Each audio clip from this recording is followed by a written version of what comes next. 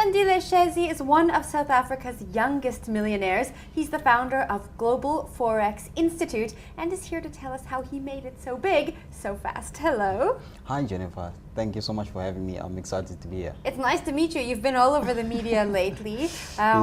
You must be a very busy man. It's getting pretty hectic. Yeah. As I was driving, I actually had to do a radio interview while I'm driving looking for parking. So yeah, it is what it is. It could be worse, right? It could have been worse. Now, tell me, I want to know about your life before you made it so big in the trading industry. What was your life like growing up?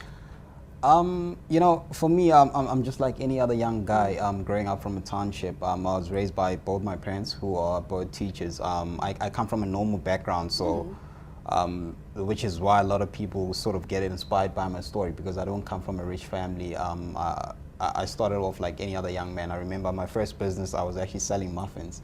A lot of people don't know that, and it built from there and to where I am today. Tell me about selling muffins.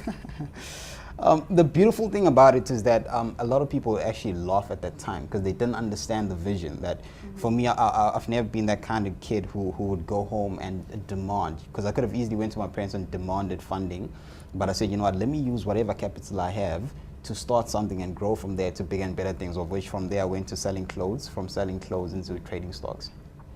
Now, tell me, do you still make muffins?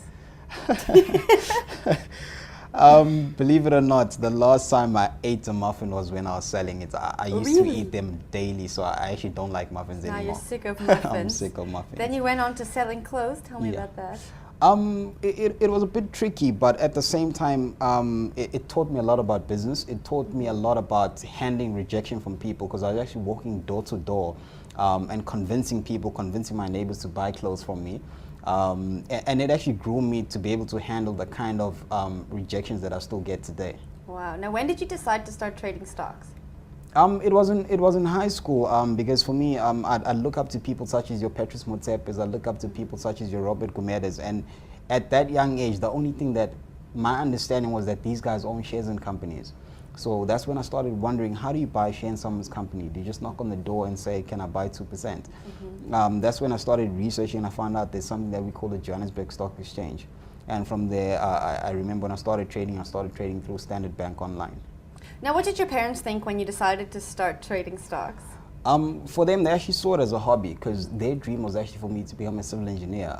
So they at that time, they didn't really think out the box. All we knew was that, you know, you get educated, get your degree, get your master's, and get a good paying job. So at that point in time, they didn't really support it until they actually realized how serious I am about it.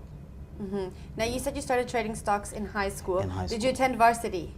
I did attend varsity. I did my first year, I did my second year. It's in my third year that I actually decided to drop out and start trading full time. And what did your parents think when you decided to drop out of university? The unfortunate part is that they didn't know that I actually dropped out. The entire year they thought I was studying, of which I'd wake up every day, Naughty. pretend as though I'm going to campus, and I'd be sitting in the library and trading. Up till the end of the year, when they actually wanted my results, that's when I broke the news that, you know what, this is actually what I've been doing. The beautiful thing is that I had not wasted a year. I was actually doing something constructive. I was actually following my dream, of which from there I've never looked back. Fast forward now, this is where we are. Wow. What was their reaction when you told them you hadn't been attending classes?